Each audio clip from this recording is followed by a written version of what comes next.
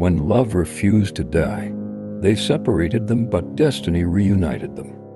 They say time can heal everything. They also say distance can kill love, but sometimes love doesn't die, it waits.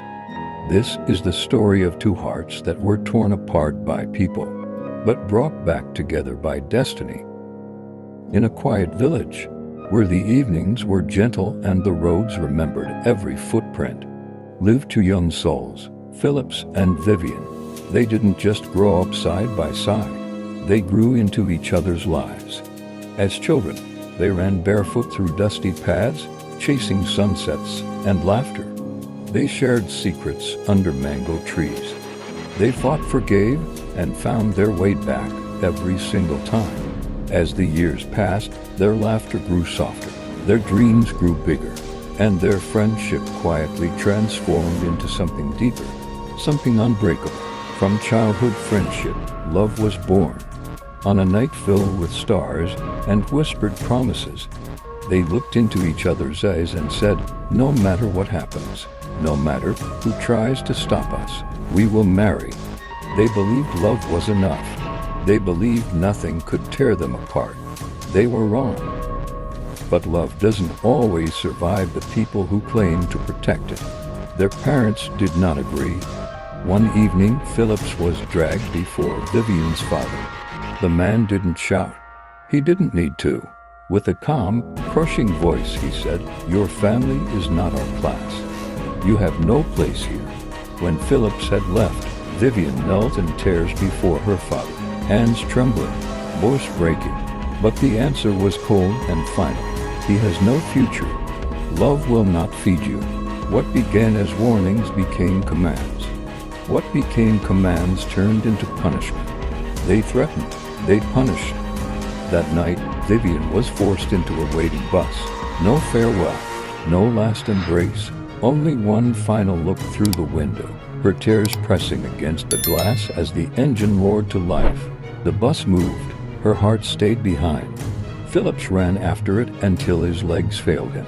Then came the beating fists meant to erase memory, words meant to kill hope. Forget her, move on, or suffer.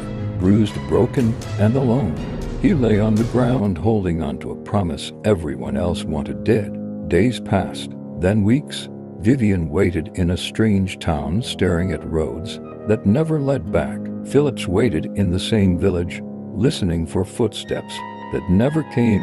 Letters were written, but never delivered. Names were whispered, but never answered. And slowly, painfully, not by choice, not by betrayal, but by force, they were separated. Yet somewhere between distance and silence, love did not die. It waited. Years passed, but not peacefully. Life moved forward the way it always does, dragging people along whether their hearts are ready or not. Phillips was forced into marriage with another woman, a good woman, a kind woman, someone who tried and deserved more than a half-present husband. Vivian, too, was married off to another man, respectable, responsible, chosen for her, not by her. They both tried to do the right thing. They learned the routines of marriage. Shared meals, shared rooms, shared silence. From the outside, everything looked normal. But inside, something was missing. Laughter felt practiced. Smiles felt borrowed. And every quiet moment carried the ghost of a love they never buried. Months turned into years. Questions began to whisper.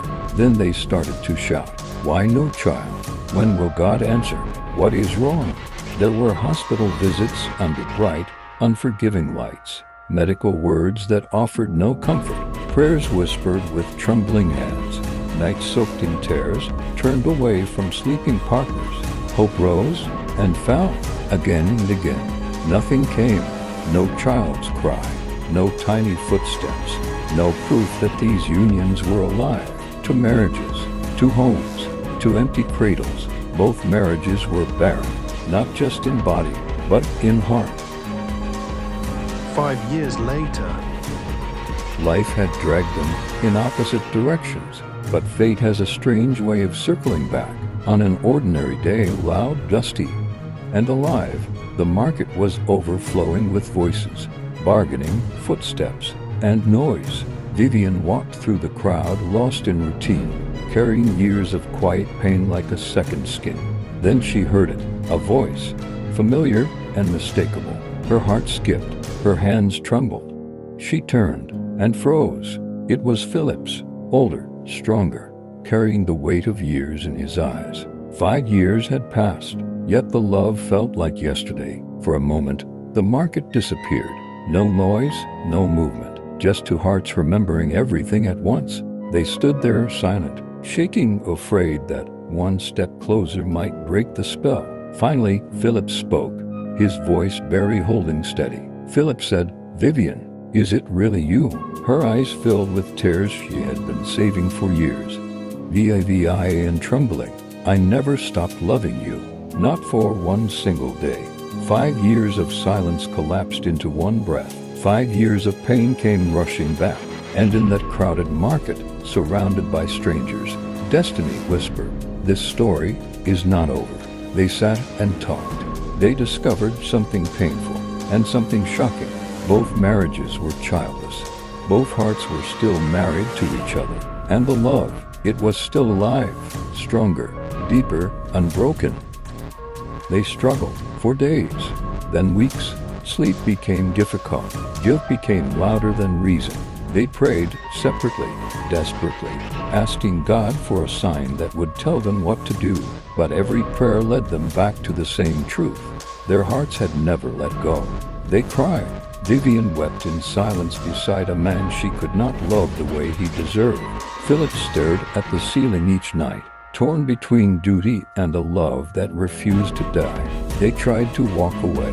They promised themselves it would be the last meeting, but every goodbye only made the next meeting inevitable, until one night, under whispered fear and trembling hands, they finally spoke the truth out loud. "We cannot keep pretending. We are already lost without each other." And in that moment, they chose love, not easily, not proudly, but bravely. Before dawn broke, they packed only what they could carry. No announcements, no blessings, just racing hearts and quiet courage. They ran away together. They left behind familiar roads, family names, and expectations. They crossed into another town where no one knew their story, where their past could no longer reach them.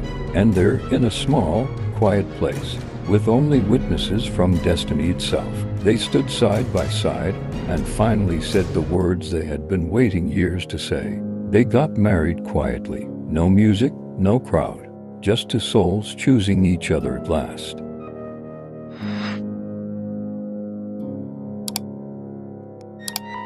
Their disappearance shook both families. At dawn, questions turned into panic. Names were shouted down familiar roads. Neighbors were questioned. Messages were sent to distant towns. They searched for days, then weeks, then months. Every market, every bus station, every rumor, but no one found them. The village slowly accepted the truth. Phillips and Vivian were gone, far away in a place untouched by judgment. They began again, not rich, not celebrated, just free. Not long after, life answered where silence once lived. Vivian became pregnant. Then, before the joy could fade, another, and then another. The couple once whispered about with pity, once labeled barren by cruel tongues, became parents. Their small home filled with laughter, with running feet, with bedtime stories and spilled food and joyful noise. Their love, once punished, now multiplied. Years later, they returned, not in hiding, not in shame, but with children holding their hands, living proof of a love that refused to die. The village froze. The parents saw them and broke down. Tears fell where pride once stood. Regret replaced anger. Silence replaced judgment. The same love they tried to destroy, the same love they tried to bury, was now standing before them, stronger, alive, victorious. Sometimes people can delay destiny, but they cannot destroy it.